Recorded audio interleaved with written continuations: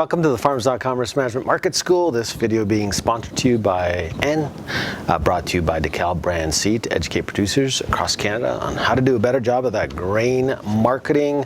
Welcome back. For those who have been watching us in 2011, this is now 2012. We're actually past the first quarter. We're into the April month of 2012. You can find us at marketschool.farms.com.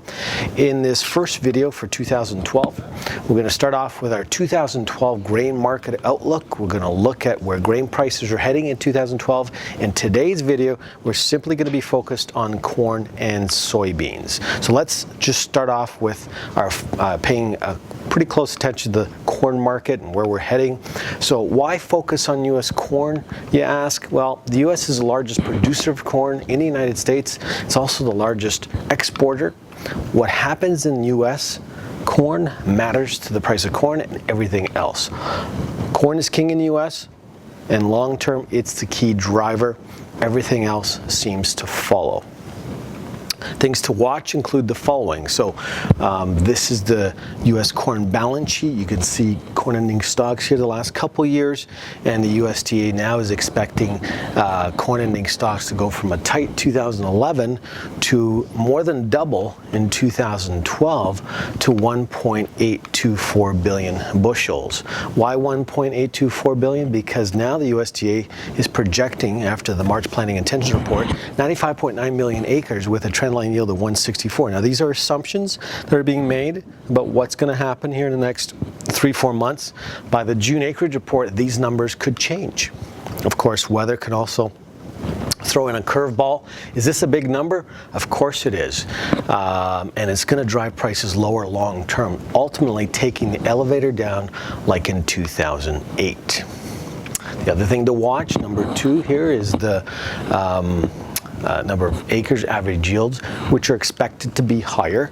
As we just talked about, the acres look like it's going to be higher, but yields may not be. Of course, 164 is a big hurdle to overcome in the U.S. Remember, from our video lessons from 2011, the USDA will only give you their first look at 2012-13 in May. The upcoming April WASDE report, World Agriculture Supply Demand Estimates report, is really still about old crop corn.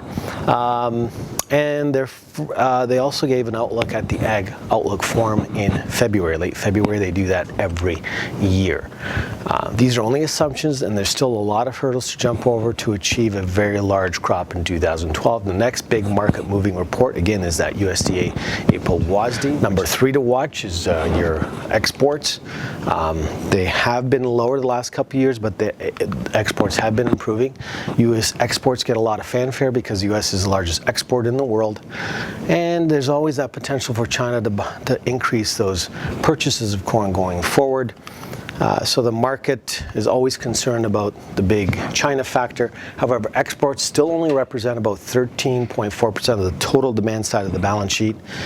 Still smaller than feed or ethanol usage. U.S. dollar index higher than in 2008, as exports not as strong as they were in 2008. So we do have a U.S. dollar that's been stronger, and that's perhaps softening some of that export demand. Number 4, watch U.S. corn feed usage, expected to be higher in 2012. U.S. feed usage here in the last few years have been lower because of the substitution of DDGs, an ethanol byproduct in livestock diets. Cheaper feed wheat usage in 2011 has also played a big role. USDA has been very bearish on feed in 2011, but looking to increase that feed number, usage number, by 600 million bushels in 2012. Why? Because they can. When you add 164 trendline yield with 95.9 million acres, you get some pretty big numbers, and they'd have to adjust some of those numbers so that ending stocks are not that large. The livestock industries are not expanding enough to add 600 million bushels to feed usage in 2012. Number 5, watch U.S. corn ethanol usage. It's expected to be flat in 2012 or down slightly to 4.95 billion bushels, but don't expect the growth rates the last 10 years to continue over the next couple years. Ethanol prices and demand have softened in 2012 as supplies have piled up. The elimination of the 45-cent blender's tax credit at the end of last year is no longer needed, government subsidy, as the industry is quite mature. E15, however, is now looking like it's going to be available by the second half of 2012. So ethanol is still going to be part of the big part of that U.S. corn balance sheet. Number 6, watch global corn production. We're at an all-time record high. Despite large global supplies, however, there are lower supplies in Argentina. Argentina's gone from about 30 million metric tons down to now about 19.7 million metric tons, helping to improve U.S. corn exports and demand. Number 6, watch the technical chart, the December new corn daily futures chart for any signals. So if you perhaps get a pop above that resistance level around that, $5.80, $6 a bushel, that may point to higher prices, or look for it maybe to break below support around that $5.50 a bushel. Markets currently don't have a risk premium in prices for weather. So bottom line, despite the potential for large U.S. corn supplies, do not try to break the future. Look for opportunities to manage your risk and volatility over the next 3 to 4 months. Depending on corn yields, corn futures could realistically fall to $4 a bushel at harvest on strong production, or soar to US $7.50. Your biggest risk is not that corn's going back to $7.50, but whether it's going back to $4, because at $4 you're not going to make a lot of money. Soybeans, you see from the balance sheet here that soybeans ending stocks have been improving, a little bit more comfortable in 2011 to 275 million bushels. As we move into 2012, ending stocks are going to expected to drop to 164 because we don't have enough acres planted. Expected yield of about 43.9, with acres coming in at 73.9. That's down 1 million acres from last year. Is this a big number, 164 million bushels? No, it's not. There's no room for error, and prices will probably have to move hard to ration demand, because if demand remains strong, ending stocks could be a negative number. But remember, USDA will not print a negative number. Number 2, what to watch in soybeans. Look for those acres and yields again. So we understand that we have 73.9 potentially going into the ground in the U.S. A negative number will never be printed again. Has the soybean rally in 2012 secured more acres? A lot of experts are suggesting that we've secured more acres at the expense of corn. Not necessarily. 3 out of 10 years, USDA in the June acreage report usually reports lower soybean acres. So be careful there. But the U.S. farmer prefers growing corn acres due to the incremental yield increase in a year. So we potentially have a very early planting season this year in the U.S. because of the warm weather. In fact, March was one of the warmest months on record in the U.S. for about 50% of all U.S. states. U.S. farmer, if he can get the corn in early, he wants to get it done fast. I think he's going to plant more corn at the expense of beans again. So I expect the June acreage report to come in lower for soybeans and potentially higher for corn, as much as 97 million acres to corn. Number 3, watch U.S. soybean exports. Unlike on the corn, soybean exports on the U.S. soybean balance sheet do matter. They actually represent about 47.6% of total production.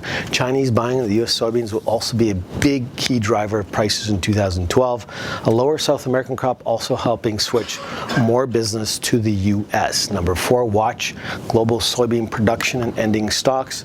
We're now down to about 242.9 million metric tons for 2011-12. This is setting up for a very bullish 2012-13 if there continues to be some hiccups along the way. South American production now down as much as 14 to 15 million metric tons. That's equivalent to 514 to 551 million bushels. We're not going to be able to make up for that production here in North America as we move into 2012-13. Number 6, watch your November futures contract. Look for any breakouts above that resistance, perhaps around that 14, maybe 1450, maybe setting up for 2008 highs. Watch for signals on the charts to see if that is a potential over the next 3 to 4 months. So bottom line, nothing wrong with beans in the teens, depending on soybean yields, total acres, crude oil prices, US dollar, soybean futures could realistically fall to $9 a bushel during harvest on strong production or sort of US 16.50 a bushel. Again, your biggest risk is not that beans are going to 16.50, but whether soybean futures fall to $9 a bushel. So, in summary, things to watch for going forward. Soybean crop, corn crops currently growing in South America. Keep an eye on those production numbers. Prices and weather ahead of U.S. spring planting. So we've gone past that March planting intentions report. Now the market turns to USDA crop progress reports and what happens with weather. China's soybean and corn import growth, gas prices, gasoline consumption, ethanol margins. All that is important. Global macroeconomic growth, so Chinese growth, U.S. economy, U.S. dollar currencies, number of U.S. corn acres planted between April 15th and May 1st, which could be a record this year. And of course, don't forget to look at those technical charts for any signals of a top and a bottom. So in our next video series, we're going to look at the 2012 macroeconomic outlook. Thanks for watching us today. I hope I've provided you with some insight, inspired you and motivated you about what could potentially happen with grain prices in 2012 for corn and beans. We look forward to seeing you next time. Until then, thanks for watching.